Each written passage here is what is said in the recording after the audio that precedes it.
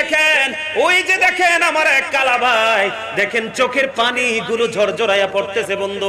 এটাকে বলে মদিনাওয়ালার প্রেম রে। ওই যে আমার সাথে এটা বসে আছে বন্ধু, নবীর প্রেমে কাঁদে। আমি আপনাদেরকে বলে দেই, আকির নামক একটা গাধা, নবীজি যখন চলে গেল এই পৃথিবী ছেড়ে, তিনি সইতে পারছে না, শুধু কান্দে রে, শুধু বন্ধু কান্দে। বন্ধুরে আমার, ওই গাদা শুধু কান্দে আর তার মনের কথা হলো, ওগো মালিক, আর কি জীবনে কোনোদিন প্রাণের রবিকে চর্মচক্ষু দ্বারা কি আর দেখতে পাবো না।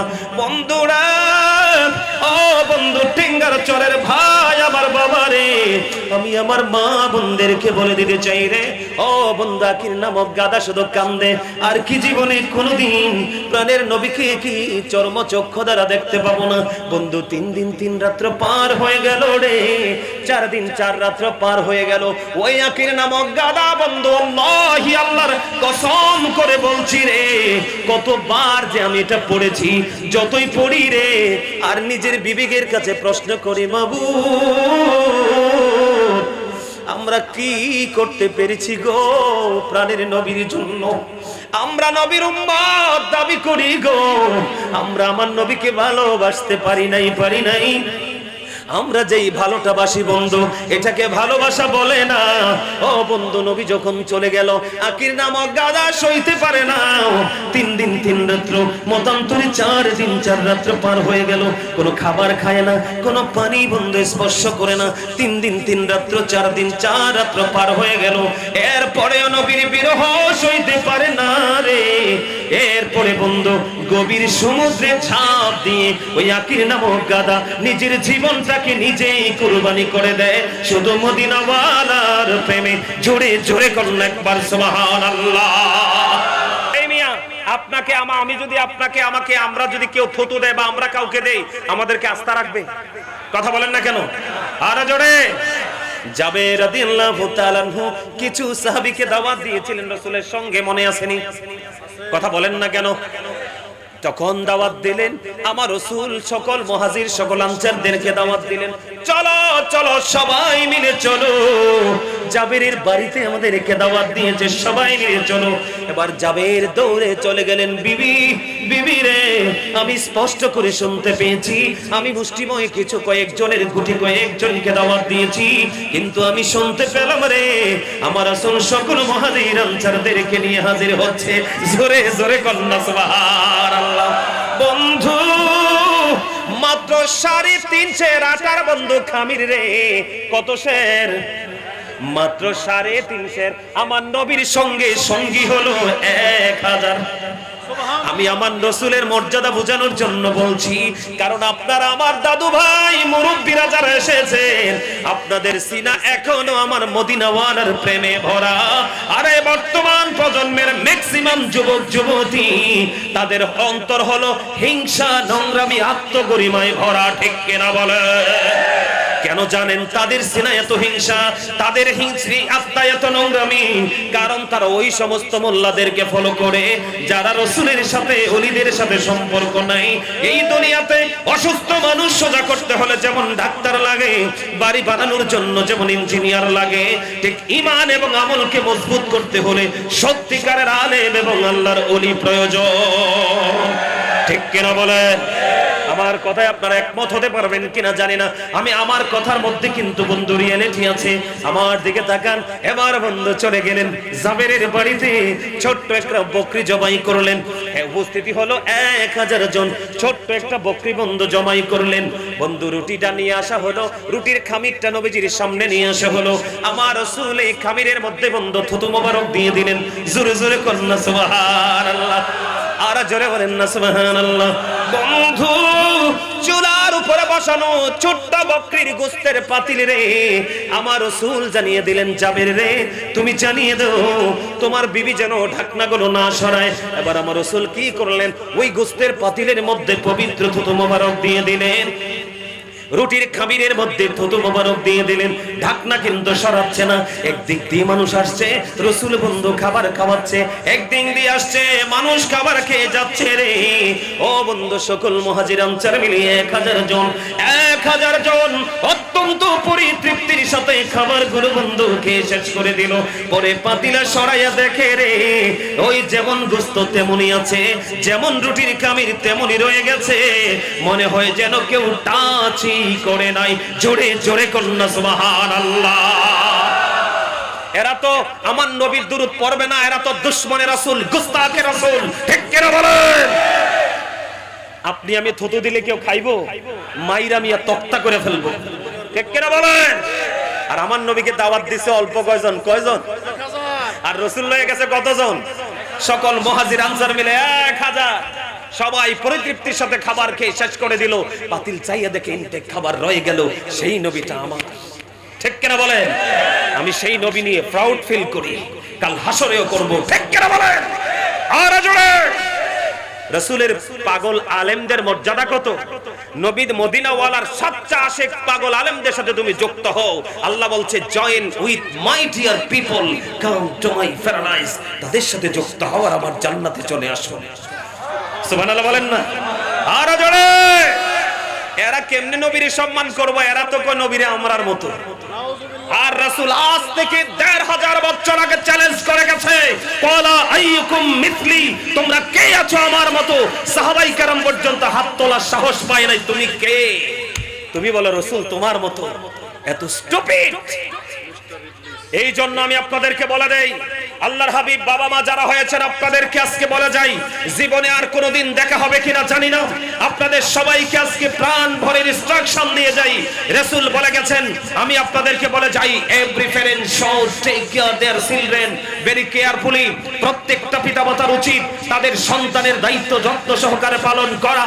আর আমরা সন্তান হিসাবে we should Obi our parents, আমাদের প্রত্যেকের উচিত আমাদের পিতামাতাকে মান্য করা, কারণ বাবা মাকে ভালোবাসা মান্য করা ফরজ, তাদেরকে কষ্ট দেওয়া হারাম।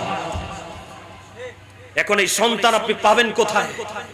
এই সন্তান আপনার এমনি এমনি হবে না। এই সন্তান আপনাকে তৈরি করতে হবে। তেঁতুল গাছ লাগাইলে তেঁতুল ধরে, তাল গাছ লাগাইলে তাল ধরে, আম গাছ লাগাইলে আম ধরে। ঠিক যোগ্য দক্ষ বাবা মার ওরস এবং ওদর থেকেও যোগ্য দক্ষ টেকসই সন্তান পৃথিবীতে কদম দেয়। কথা বলে না কেন? আরো জোরে। এই বাবা মা যারা হয়েছেন আপনাদেরকে বলা যায়, আল্লাহ রাসূল বলেছেন, আযদিবু আওলাদাকুম আলা সালাতি কিসারিন, হুব্বি নবীকুম ওয়া হুব্বি আহলে বাইতিহি ওয়া আলা কিরাতিল কুরআন। রাসূল বলেছেন, বাবা মা যারা কান খুলে শুনে রাখো, আমার রাসূল বলেছেন তোমরা তোমাদের সন্তানদেরকে তিনটি বিষয়ে শিক্ষা দাও। ফার্স্ট টাইম হুব্বি নবীকুম, teach the love of the prophet, নবীর প্রেম শিখাও। এই প্রেম শিখবো এবং শিখাবো, দুইটা ফরজ এবং ঈমান। এরপরে বলেছেন হুব্বি আহলে বাইতিহি, টিচ ফ্যামিলি লাভ, নবীর পরিবার আহলে বাইতের ভালোবাসা শেখাও, এটাও ঈমান এবং ফরজ। এরপরে বলা হয়েছে ওয়া আলা কিরাতিল কুরআন, কোরআন তেলাওয়াত শেখাও। এখন বাবা মা কোথায়? এই যদি সন্তানকে আলেম বানাতে চান, গতকালকে আপনাদের মুন্সিগঞ্জে ছিলাম আমি, বিশাল প্রোগ্রাম। গতকালকে আমি মুন্সিগঞ্জে ছিলাম, গতকালকে শিক্ষার গুরুত্বের উপর আলোচনা করেছিলাম। আমি আপনাদেরকে বলে দেই, আপনি যদি আপনার সন্তানদেরকে সত্যিকারের যোগ্য দক্ষ হাফেজ এবং আলেম বানাতে চান, একমাত্র আহলে সুন্নাত ওয়াল জামাতের মাদ্রাসা ছাড়া কোনো বিকল্প নাই। এখন আপনি যারা নবীকে আমার মতো মনে করে, তাদের কাছে গেলে আপনার সন্তানও ধ্বংস হবে, ঈমানও যাবে, আমলও যাবে, লগে টাকা দিয়েও ধ্বংস হবে। কথা কন না কেন? এটা আপনাকে মাথায় রাখতে হবে। আবেগ দিয়ে কোনো কাজ করা যাবে না, বিবেক দিয়ে কাজ করতে হবে, ঠিক কিনা বলেন? আর জোরে বলেন। আমার রাসূল বলেছেন, আলী, আলী রে, তোমার মাধ্যমে কারো হেদায়েতের ব্যবস্থা হওয়া। একটা লোক লাল উটের মালিক হওয়ার চাইতেও দামি। প্রশ্ন করতে পারেন, বলে হুজুর লাল উট কেন আসলো? আমার আপনার প্রাণের রাসূল বন্ধু জানিয়ে দিয়েছেন। রাসূল যখন এই হাদিস শরীফ বর্ণনা করেছেন, তখন ওই লাল উট পরিচারীদের জন্য সবচেয়ে বেশি দামি ছিলেন, উৎসাহিত করার জন্য, অনুপ্রাণিত করার জন্য। রাসূল বলেছেন, তুমি দ্বীনের শিক্ষিত হও। বন্ধুরে আমার, একজন আমলদার আর একজন হলো জ্ঞানী। এই আমলদার এবং জ্ঞানীর মধ্যে জ্ঞানী ব্যক্তির মর্যাদাই বেশি, কারণ জ্ঞান হলো আপনার কলবের নূর, যেটা আপনার ফিউচার, আপনার ফ্যামিলির ফিউচারকে ব্রাইটনেস করতে পারে। জোরে বলেন ঠিক না বেঠিক? এই জন্য আপনাকে বিবেকবান হতে হলে সুন্নি আলেমদের সাথে আপনার সন্তানকে যুক্ত করে দিতে হবে, ঠিক কিনা বলেন? তারা ঈমান আমলকে মজবুত করতে পারবে, ঠিক কিনা বলেন? এখানে নাই শুধু রাসূলের মর্যাদা আমি বুঝাই, আরেকটু বলবো, আরো জোরে বলেন। রসুল কি দিছে? রুটির খামিরের মধ্যে কি দিছে? থুতু মোবারক। শুধু থুতু না, আপনারটা আমারটা থুতু, নবীজিরটা মোবারক। কথা কয় না কেন? নবীজি কি আপনার আমার চেয়ে ব্যতিক্রম না? বেনজির ও বেমিসাল, ঠিক কেন বলে? আরে জোরে বন্ধুরে আমার নবী মদিনায় থাকা অবস্থায় 27টি যুদ্ধ করেছেন। কয়টি? এর মধ্যে সবচেয়ে বড় যুদ্ধ হলো বন্ধু উহুদের যুদ্ধ। উহুদের ময়দানে যখন প্রাণীর নবীজির বন্ধু দান্দান মোবারক শাহাদাত বরণ করলো, নবীজির এই পবিত্র জবান মোবারক দিয়ে রক্ত মোবারক বের হতে লাগলো, লোহ মোবারক বের হতে লাগলো। ও বন্ধু, এটা দেখে একজন পাগল বন্ধু পাগল পারা হয়ে গেল। ওনার নাম হলো হযরতে মালিক বিন সিনান। মালিক বিন সিনান দৌড়ে চলে গেলেন, গিয়ে প্রাণীর নবীজির রক্ত মোবারক চষতে শুরু করলেন।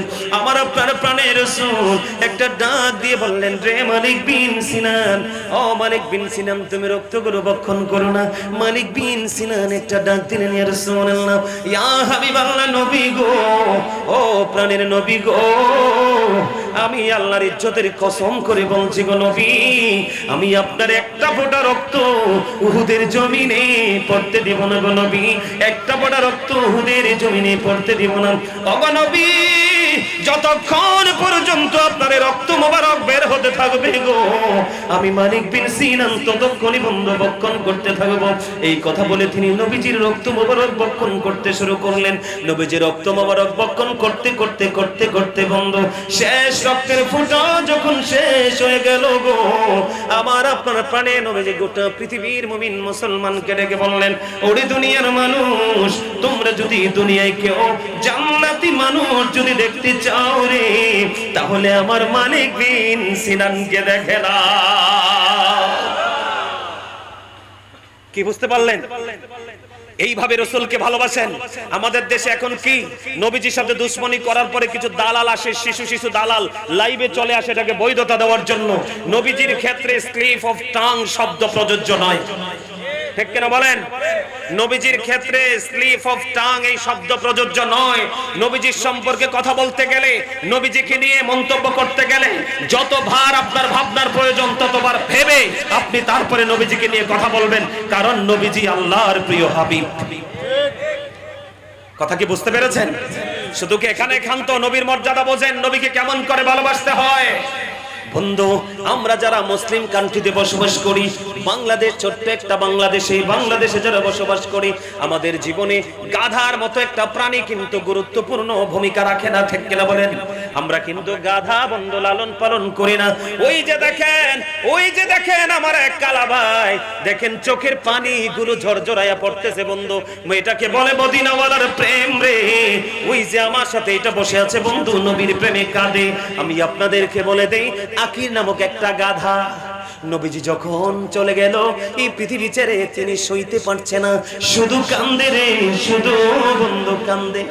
বন্ধুরে আমার, ওই গাধা শুধু কান্দে, আর তার মনের কথা হলো, ওগো মালিক, আর কি জীবনে কোনোদিন প্রাণের রবিকে চরম চক্ষু দ্বারা কি আর দেখতে পাবো না।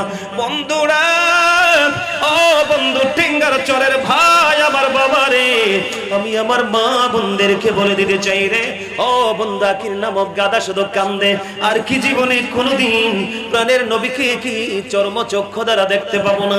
বন্ধু, 3 দিন 3 রাত্র পার হয়ে গেল রে, 4 দিন 4 রাত্র পার হয়ে গেল। ওই আকির নামক গাধা বন্ধু, আল্লাহি, আল্লাহর কসম করে বলছি রে, কতবার যে আমি এটা পড়েছি, যতই পড়ি রে, আর নিজের বিবেকের কাছে প্রশ্ন করি, মাবুদ, আমরা কি করতে পেরেছি গো প্রাণের নবীর জন্য? আমরা নবীর উম্মত দাবি করি গো, আমরা আমার নবীকে ভালোবাসতে পারি নাই।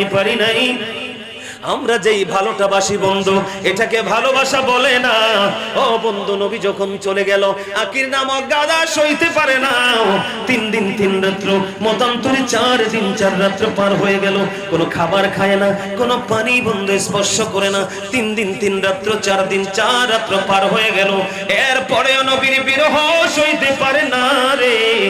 এরপরে বন্ধু গভীর সমুদ্রে ঝাঁপ দিয়ে ওই আকির নামক গাধা নিজের জীবনটাকে নিজেই কুরবানি করে দেয়, শুধু মদিনাওয়ালার প্রেমে। জোরে জোরে করুন একবার সুবহানাল্লাহ। এই প্রেম কি আমরা করতে পারবো? আরো জোরে, এই ঘুরাইতে পারো না? প্রত্যেকটা পয়েন্টের সাথে এগুলো এদেরকে নিবা, স্মৃতি হিসাবে রাখবা। আলহামদুলিল্লাহ বলেন। আমি মা বোনেরা আছে না আপনাদের এলাকায়, মা বোনেরা আমার ওয়াজ শোনে না? আমি আমার মা বোনদেরকে রসুলের প্রেম, রসুলের মর্যাদা কত, রসুলকে কেমন করে ভালোবাসতে হয়, আমি একটা তথ্য দিতে চাই, নেবেন আপনারা? যেই মা বোনেরা শুনবে তারা তো